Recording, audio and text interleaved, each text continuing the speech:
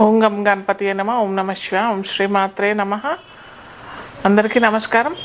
So ఈరోజు మనము 2025లో ఏ ఏ గ్రహాలు ఏ ఏ ఫలితాలు అంటే మనకి ట్రాన్సిట్ అంటే గోచార గ్రహాలు ఏ ఏ ఫలితాలు ఇస్తాయి ఒక్కొక్క గ్రహానికి ఒక్కొక్క రాశికి అది మనం చూసాము. అయితే చాలామంది ఏంటంటే 2025 అని అంటే ఆదాయం వ్యయం కందాయ ఫలాలు ఇవన్నీ చెప్పుకుంటున్నారు. యాక్చువల్గా ఇవి మనం 2025 ఇది క్యాలెండర్ ఇయర్, మనము ఇంగ్లీష్ క్యాలెండర్ ఇయర్ ప్రకారం చూస్తున్నాం కాబట్టి ఇక్కడ మనం ఓన్లీ గోచార గ్రహాలు అంటే మేజర్ గ్రహాలు 4 అవి ఏంటంటే రాహుకేతు, శని భగవానుడు, బృహస్పతి. ఈ 4 గ్రహాలు ఎలాంటి గోచార ఫలితాలు ఇస్తాయి అవి చూసుకోవాలి. అంతేగాని మనము కందాయ ఫలాలు ఆదాయ వ్యయ ఫలాలు ఎప్పుడు చూస్తామంటే ఉగాది టైంలో, ఉగాది పంచాంగంలో మనము అప్పుడు మనకి ఏంటంటే చక్రాలు వేసేసుకొని జాతక ఆ గోచార అప్పటి నుంచి ఉగాది పంచాంగం నుంచి పంచాంగం మనకి ఋతువు కూడా మారిపోతుంది, మనకి ఆ సంవత్సరం కూడా మారిపోతుంది. కాబట్టి దాని ప్రకారం మనం లెక్కేసేది అది కంప్లీట్ డిఫరెంట్. ఇది మనం కేవలం చూసేది ఏంటంటే ఇక్కడ ఈ మేజర్ గ్రహాలు అని అంటే ఇప్పుడు ఇంతకుముందు చెప్పుకున్న గ్రహాలు ఏ ఏ రాశుల్లో మారిపోతున్నాయి, ఆ మారబోతున్న స్థితి ఏ ఏ రాశులకి బాగుంటుంది, ఏ ఏ రాశులు వాళ్ళు తగిన జాగ్రత్తలు తీసుకోవాలి అనేటివి మనం ఇప్పుడు చూస్తామన్నమాట. అయితే ఇక్కడ 2025లో చాలా పరిణామం పొందుతున్నాయి. ఈ రాహుకేతువులు ఒకేసారి మారుతున్నాయి. మనకి బృహస్పతి గ్రహం అనేది కూడా ఒక రాశి నుంచి అంటే తను ఉన్న రాశి ఇప్పుడు పోతే తను వృషభంలో ఉన్నాడు, వృషభం నుంచి మిథున రాశిలోకి వెళ్తున్నాడు. అలాగే శని భగవానుడు కూడా కుంభరాశి నుంచి మీన రాశిలోకి వెళ్తున్నాడు. సో చాలా మేజర్ ఈవెంట్స్ జరగబోయే ఛాన్సెస్ చాలా చాలా ఉన్నాయి 2025లో. ఎందుకంటే ఒకే సంవత్సరంలో ఇన్ని గ్రహాలు మారటం అనేది చాలా అరుదైన సంఘటన ఒకటవుతే, ఇక్కడ మరి ఇంకొకటి ఏంటంటే పైపెచ్చి ఏంటంటే మనకి బృహస్పతి కూడా మనకి మిథునం నుంచి మళ్ళీ కర్కాటకం నుంచి మళ్ళీ మిథునంలోకి వక్రి అయ్యి వెళ్ళటం, ఇవన్నీ ఒక రాశి నుంచి ఇంకో రాశికి కూడా వెళ్ళటం, ఇవన్నీ కూడా పరిణామాలు మనం చూస్తున్నాము ఈ 2025లో. అలాగే కేవలం బృహస్పతి కాకుండా శని భగవానుడు కూడా మనకి మీన రాశి నుంచి మేషరాశిలోకి కూడా వెళ్తున్నాడు. సో ఇలాంటి పరిస్థితి ఈ 2025లో చాలా పెద్ద మార్పులే అటు దేశ గోచారంకైనా కానీ మన పర్సనల్ వ్యక్తిత్వ జాతకాల్లో కూడా చాలా ఎఫెక్ట్ అవుతుంది. సో ఇన్ జనరల్గా నేను ప్రతిసారి చెప్తున్నాను ఏంటంటే మన రాశి ఏదైతే ఉందో ఆ రాశి ప్రకారం కాకుండా మన లగ్నం ఏంటో చూసుకొని అంతర్దశలు ఏం నడుస్తున్నాయి దాని ప్రకారం చూసుకొని ఈ గోచార ఫలితాలన్నీ అన్వయించుకున్నట్టయితే తప్పకుండా మంచి ఫలితాలు వస్తాయి. సో మొట్టమొదటిగా ఒక్కొక్క రాశి వాళ్ళకి ఈ గోచార గ్రహాలు ఎలా వస్తాయి అనేది చూసాము. అయితే ఫస్ట్ మనకు రాహుకేతువులు 2025 మే 18వ తేదీ నాడు మీనరాశి నుంచి కుంభంలోకి వెళ్తారనమాట. అలాగే శని భగవానుడు కూడా కుంభరాశి నుంచి మీనరాశిలోకి గోచార రహితంగా ప్రయాణం చేస్తాడు మార్చి 29, 2025. అలాగే గురు భగవానుడు కూడా మనకి మే 14వ తారీఖు నుంచి తనున్న రాశి ఇప్పుడు ప్రజెంట్గా వృషభ రాశిలో వక్రి అయి ఉన్నారు ఇప్పుడు బృహస్పతి. సో ఈ వక్రి అయిన బృహస్పతి 2025 మే 14వ తారీఖు నుంచి మనకి వృషభ రాశి నుంచి మిథున రాశికి వెళ్తారు. అలాగే ఇక్కడ చెప్పుకున్నాం కదా, ఇంతకుముందే చెప్పాను, వక్రి కూడా అవుతున్నారు శని భగవానుడు అలాగే గురు భగవానుడు కూడా. సో అక్టోబర్ నుంచి గురు భగవానుడు కూడా ఏమంటారు మిథున రాశిలోకి వెళ్తారనమాట. అంటే అతి వేగం ప్రయాణం చేస్తుంటాడు గురు భగవానుడు. కాబట్టి అతి వేగంగా ప్రయాణించి అక్టోబర్ 2025 చివరి సంవత్సరంలో అక్టోబర్లో మిథున రాశి నుంచి కర్కాటకంలోకి వెళ్తాడు. అలాగే డిసెంబర్ నెలలో మళ్ళీ కర్కాటకం నుంచి మిథున రాశికి వస్తాడనమాట. సో ఇంత పెద్ద పెద్ద మేజర్ ట్రాన్సిట్స్ అవుతున్నాయి కాబట్టి మన వ్యక్తిత్వ జాతకాల్లో కూడా చాలా గొప్ప పరిణామాలు, ఒక్కో రాశికి బాగానే ఉంటుంది, ఒక్కో రాశికి మధ్యంతర ఫలితాలు, అలాగే ఒక్కో రాశికి పట్టిందే లక్ష్మి అన్నట్టుగా ఇలాంటి మేజర్ ఎఫెక్ట్స్ అయ్యే ఛాన్సెస్ మనకి 2025లో చాలా చాలా జరుగుతాయి. ఎందుకంటే చెప్పా కదా, అసలు ఒక్క సంవత్సరంలో ఇన్ని మార్పులు జరగటం అనేది చాలా అరుదైన సంఘటన అనమాట.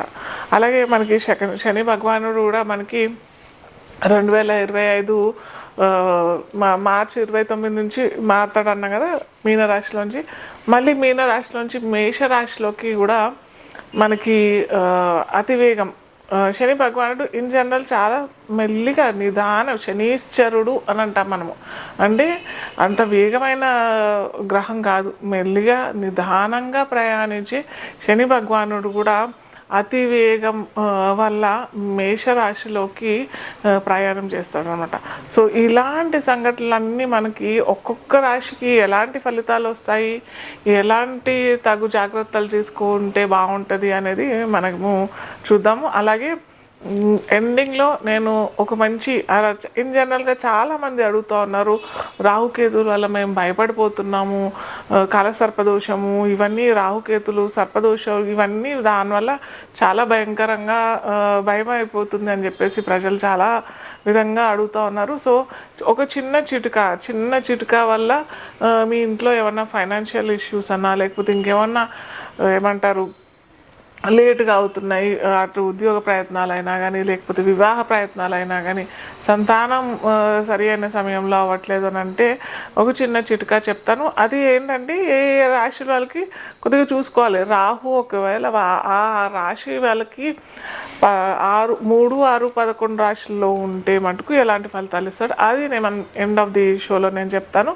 కాలపురుషాంగంలో 6వ రాశి కన్యా రాశి అవుతుంది. కన్యా రాశి లేదా రాశి తెలియని వారికి, లగ్నం తెలియని వారికి రాశి అని అనుకున్నట్టయితే మనకి లగ్నాధిపతి బుధుడు అవుతాడు.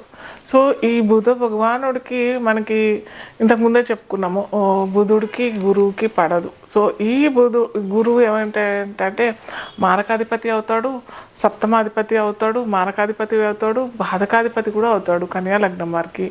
సో ఇతను ఏంటంటే దశమంలో ఉంటాడనమాట. దశమంలో ట్రాన్సిట్ మనకి మే 14వ తారీఖు అని చెప్పుకున్నాం కదా. సో మే 14వ తారీఖు మనకి గురువు అక్కడ మిథున రాశిలోనే వచ్చేస్తాడు. కాబట్టి ముఖ్యంగా వీళ్ళకి ఏంటంటే ఉద్యోగ ప్రయత్నాలు చేసే వారికి అయితే అటు మెయిన్గా కమ్యూనికేషన్ రంగంలో అయినా కానీ, మార్కెటింగ్ రంగంలో అయినా కానీ, లేదా మీడియా రంగంలో ఉన్న వారికి మటుకు కొద్దిగా మే తర్వాత కొద్దిగా చిక్కులు వచ్చే అవకాశాలు, లేదా ఏంటంటే వేరే మారాలి అని అనుకునే వారికి, ఉద్యోగంలో మారదామని అనుకునే వారికి మటుకు అంత మంచి ప్రయత్నాలు, అంత మంచి ఫలితాలు అయితే ఇవ్వకపోవచ్చు. అలాగే ముఖ్యంగా ఓవర్సీస్ అంటే ఎక్స్పోర్ట్ బిజినెస్ అయినా, లేదా ఓవర్సీస్ వెళ్దాము అని అనుకునే వారికి, వాళ్ళు అక్కడ ఉద్యోగ ప్రయత్నాలు చేసుకునే వారికి మటుకు ఓకే మీరు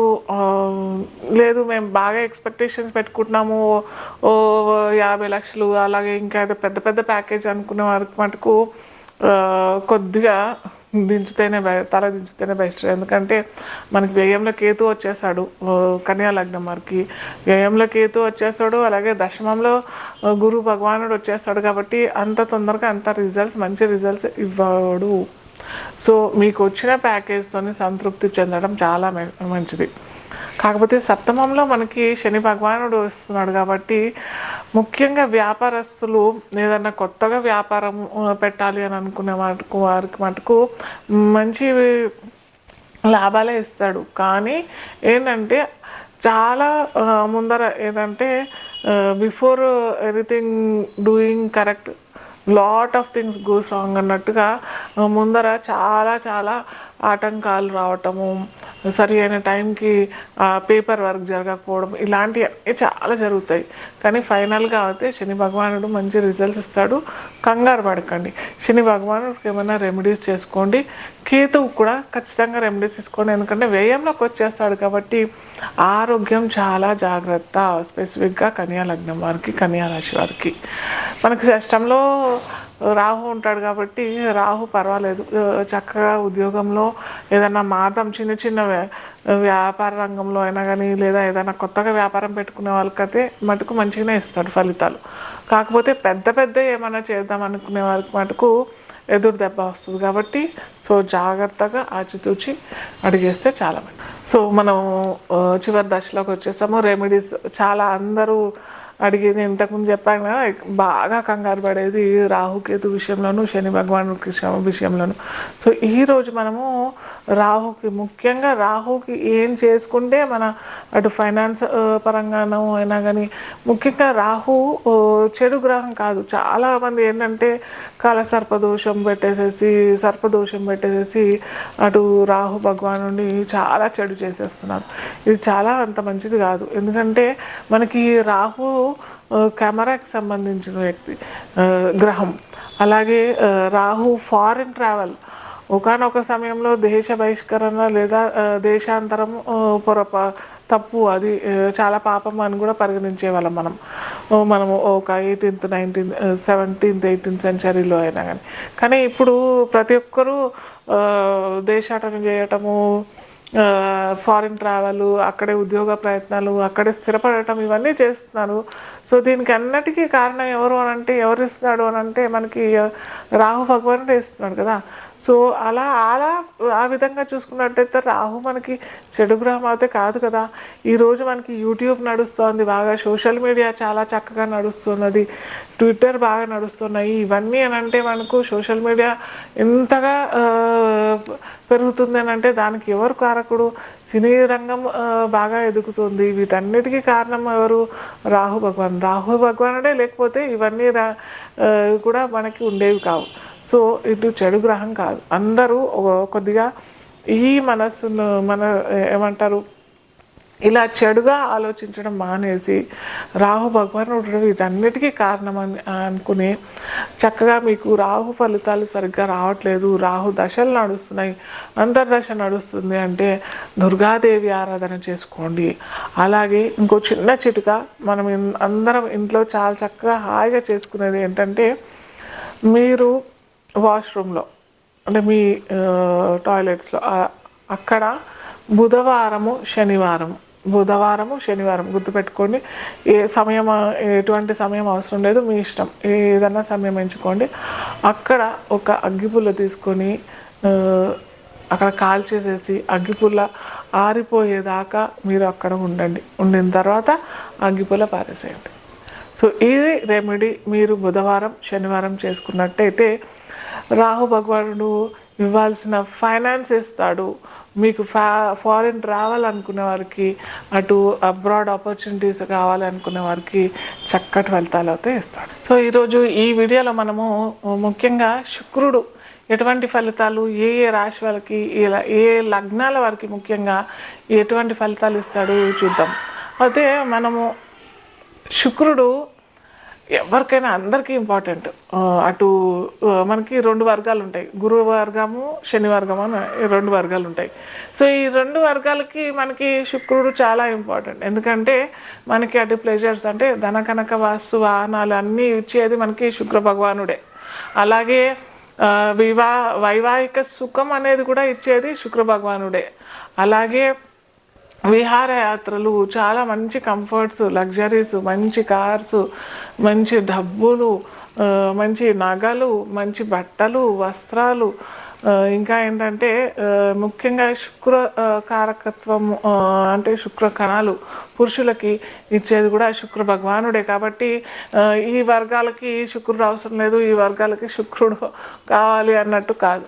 సో మనకి కావాలి అని అనుకుంటే మటుకు శుక్రుడు భగవానుడు మనకి మన అందరి జీవితాల్లో కావాల్సిన గ్రహం అనమాట.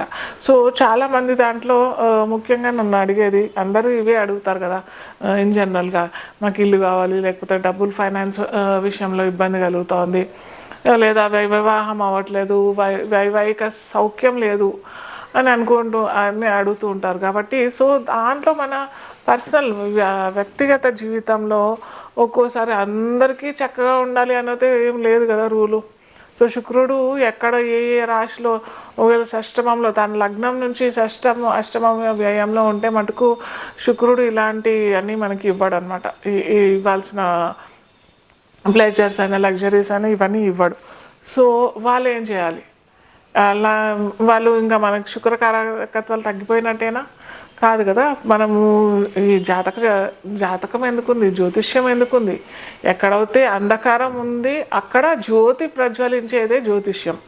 సో ఒక లైట్ త్రో చేసేదే జ్యోతిష్యం.